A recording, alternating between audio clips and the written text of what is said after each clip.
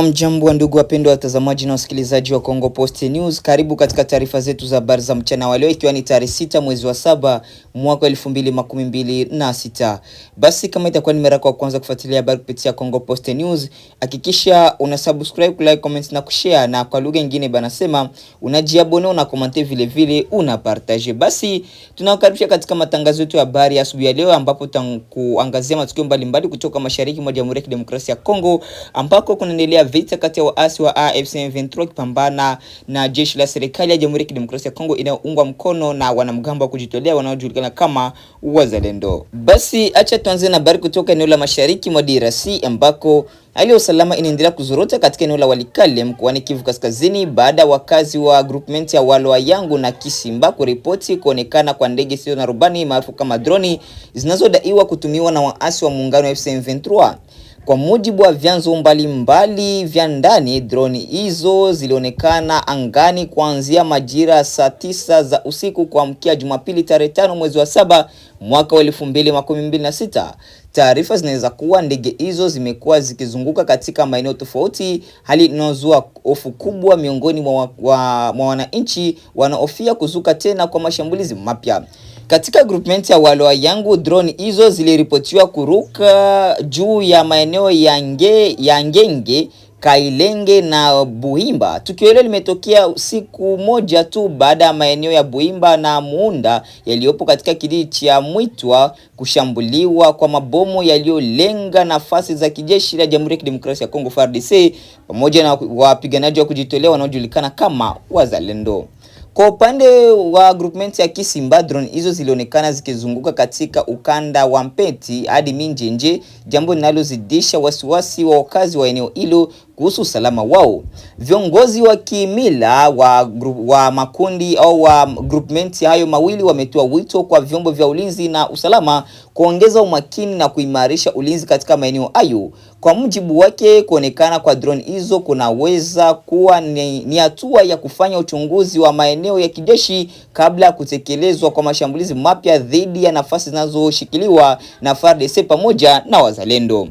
Hata hivyo, hadi sasa kuna taarifa rasmi kutoka kwa jeshi la serikali zinazothibitisha moja kwa moja sababu za kuruka kwa drone hizo au iwapo tayari hatua za kukabiliana na hali hiyo zimeshachukuliwa tayari. Matukio haya yanaonyesha kuwa hali ya usalama bado ni mbaya katika eneo la Walikale, huku mapigano kati ya vikosi vya serikali vinavyoungwa mkono na Wazalendo vikipambana na waasi wa AFC M23 yakiendelea kujirudia mara kwa mara. Wananchi wanaendelea kuishi katika mazingira ya hofu, wakihofia kwamba mivutano hiyo inaweza kusababisha mapigano mapya na kuongeza madhara kwa raia. Ni muhimu kwa mamlaka husika kuendelea kufuatilia kwa karibu mwenendo wa hali hiyo ili kuhakikisha usalama wa raia unalindwa na hatua za haraka zinachukuliwa endapo kutatokea tishio lolote jipya. Tuendelee na habari kutoka mashariki mwa nchi ya Jamhuri ya Kidemokrasia ya Kongo, ambako takriban miaka 5 tangu kuanzishwa kwa operesheni ya kijeshi ya pamoja ya Shujaa, Umoja wa Mataifa unaeleza kuwa operesheni hiyo imepata mafanikio kwa kiwango fulani, lakini bado inakabiliwa na changamoto kubwa zinazoruhusu kundi la waasi wa ADF kuendelea kuwa tishio kwa usalama wa raia katika eneo la mashariki mwa Jamhuri ya Kidemokrasia ya Kongo. Kwa mujibu wa ripoti hiyo ya kundi la wataalamu wa Umoja wa Mataifa kuhusu DRC iliwasilishwa kwa kamati ya vikwazo ya Umoja wa Mataifa, operation hiyo ilianzishwa mwaka 2021 kwa ushirikiano kati ya jeshi la FARDC na jeshi la Uganda UPDF. Umelenga kuyatokomeza makundi ya wasi hususan ADF yanayohusishwa na kundi la dola la Kiislamu. Ripoti hiyo imeeleza kuwa baada ya mikutano ya tathmini iliyofanyika mwezi Februari mwaka 2026 katika mji wa Fort Portal nchini Uganda na Beni nchini Jamhuri ya Kidemokrasia ya Kongo, majeshi hao walizindua mashambulizi mapya dhidi ya ngome za ADF katika maeneo ya Mambasa na Irumu. Miongoni mwa mashambulizi hayo ni ile inayolenga makao makuu ya kiongozi wa ADF Musa Baluku tarehe 23 mwezi wa mwezi wa pili mwaka 2026. Hata hivyo, licha kukamatwa kwa zaidi ya kilo 200 za vilipuzi, zaidi ya mabomu 100 ya kutegwa pamoja na silaha mbalimbali, ripoti hiyo inasema kuwa viongozi wakuu wa ADF hawakufanikiwa kutiwa nguvuni wala kuuawa. Badala yake waasi hao walihamia katika misitu ya mbali zaidi, jambo linalowafanya kuwa wagumu kutafutiwa au kufuatiliwa. Kwa mujibu wa wataalamu wa Umoja wa Mataifa, hali hiyo imechangia kusambaa kwa mashambulizi ya waasi wa ADF katika maeneo mapya, na hivyo huongeza hatari kwa wananchi wanaoishi mbali na mpaka wa Uganda. Ripoti inaeleza kuwa ukosefu wa taarifa za kijasusi, uratibu hafifu kati ya vikosi vya usalama pamoja na uhaba wa askari umeathiri ufanisi wa operation hiyo. Sababu nyingine inayotajwa ni kwamba sehemu kubwa ya jeshi la FARDC imeelekezwa kupambana waasi wa M23, hali inayopunguza nguvu zinazopaswa kutumika dhidi ya waasi wa ADF. Ripoti hiyo pia inaonyesha kuwa FARDC imeendelea kushirikiana kwa karibu na makundi ya wazalendo katika operation mbalimbali dhidi ya ADF, hususan katika maeneo ya Lubero na Mangurejipa. Kuna taarifa ambazo bado hazijathibitishwa rasmi kwamba mmoja wa makamanda wakuu wa ADF, Mohamed Kasibanti, anayejulikana pia kwa jina la Defender au Defender, huenda alifariki kutokana na majeraha aliyoyapata wakati wa mapigano mwezi Machi mwaka huu wa 2026. Licha operation hizo kuendelea, kwa mashambulizi dhidi ya raia bado yanaripotiwa mara kwa mara katika maeneo ya Beni, Mombasa na sehemu nyingine za Ituri. Mauaji ya raia na uharibifu unaosababishwa na ADF unaendelea kuzidisha mzozo wa kibinadamu, huku maelfu ya wananchi wakilazimika kukimbia makazi yao kwa hofu ya usalama wao. Kutokana na hali hiyo, Umoja wa Mataifa umezitaka pande zote zinazohusika katika mapigano kuheshimu sheria za kimataifa na za kibinadamu na kusitisha mara moja mashambulizi dhidi ya raia wasio na hatia. Kwa ujumla, ripoti hii inaonyesha kuwa licha ya juhudi za kijeshi zinazofanywa kwa karibu miaka 5 kupitia operation ya Shujaa, tishio la ADF bado halijaondolewa kikamilifu. Changamoto za kiusalama zimeendelea kuathiri maisha ya wananchi wa mashariki mwa DRC, huku matumaini ya kurejea kwa amani ya kudumu yakibaki kuwa makubwa miongoni mwa wakazi wa maeneo hayo. Tujielekeze katika mkoa wa Kivu Kusini, ambako harakati za kiraia inayojulikana kwa jina la Machozi ya Raia MCMR DRC imetoa wito kwa mamlaka ya mkoa wa Kivu Kusini kuimarisha usalama katika maeneo ya Uvira na Fizi kufuatia kuendelea kuzorota kwa hali ya kiusalama inayoathiri wananchi wa maeneo hayo. Kupitia barua ya wazi iliyomwelekezwa kwa gavana wa Kivu Kusini Jean-Jacques Purusi Sadiki, harakati hiyo imeeleza wasiwasi wake kuhusu ongezeko la mashambulizi na matukio ya vurugu yanayoendelea kusababisha hofu na mateso kwa raia. Kwa mujibu wa harakati hiyo, wananchi wa Uvira na Fizi wanaendelea kuwa waaminifu kwa umoja wa mipaka ya Jamhuri ya Kidemokrasia ya Kongo, huku wakizitaka serikali kurejesha kikamilifu mamlaka yake katika maeneo yanayokumbwa na ukosefu wa usalama. MCMR DRC inaeleza kuwa katika kipindi cha hivi karibuni imekusanya taarifa kuhusu matukio mbalimbali ya kiusalama, ikiwemo mashambulizi yanayotokea katika kijiji cha Mulima wilayani Fizi, pamoja na shambulio la ndege isiyo na rubani inayolenga mji wa Baraka. Kwa mujibu wa matukio hayo yameongeza mateso kwa wananchi na kuzidisha hofu katika maeneo mengi ya Uvira na Fizi. Mbali na wito wa kuimarishwa kwa usalama, harakati hiyo inaelezwa kuwa vijana wengi wako tayari kushirikiana na taasisi za serikali katika juhudi za kurejesha amani na utulivu. Viongozi wa Machozi ya Raia wanasema kuwa ushiriki huo utafanyika kwa kuzingatia katiba ya sheria za nchi kwa lengo la kulinda raia na kurejesha mamlaka za serikali na kutetea mipaka ya taifa. Harakati hiyo imetoa heshima kwa askari wa Jamhuri ya Kidemokrasia ya Kongo FARDC pamoja na wapiganaji wa wazalendo waliojumuishwa katika vikosi vya ulinzi waliopoteza maisha vitani wakitetea mamlaka na uhuru wa taifa. Katika mapendekezo yake, Machozi ya Raia imezitaka mamlaka kuongeza vikosi vya usalama katika maeneo ya Uvira na Fizi, kufanya uchunguzi uhuru kuhusu mashambulizi yanayolenga raia pamoja na kuimarisha uwezo wa kijeshi kwa kutoa vifaa na rasilimali za kutosha kwa vikosi vya ulinzi na usalama. Harakati hiyo imeonya kuwa endapo hali ya usalama haitaimarika itatumia haki yake ya kikatiba kuandaa maandamano na shughuli nyingine za amani ili kufikisha kilo kwa wananchi kwa mamlaka husika.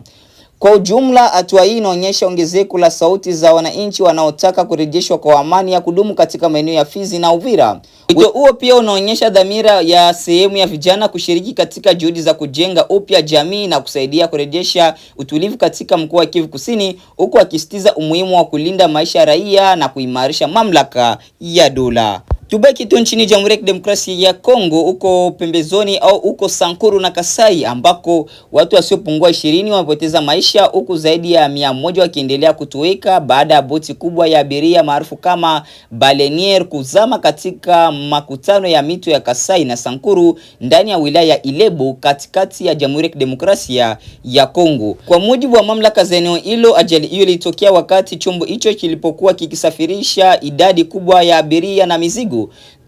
Tathmini ya awali ilitolewa Ijumaa tarehe 3 mwezi wa 7 mwaka 2026 inaonyesha kuwa watu wasiopungua 20 walifariki dunia, takriban watu 80 waliokolewa wakiwa hai, huku zaidi ya watu 100 wakiendelea kutafutwa baada ya kutoweka majini.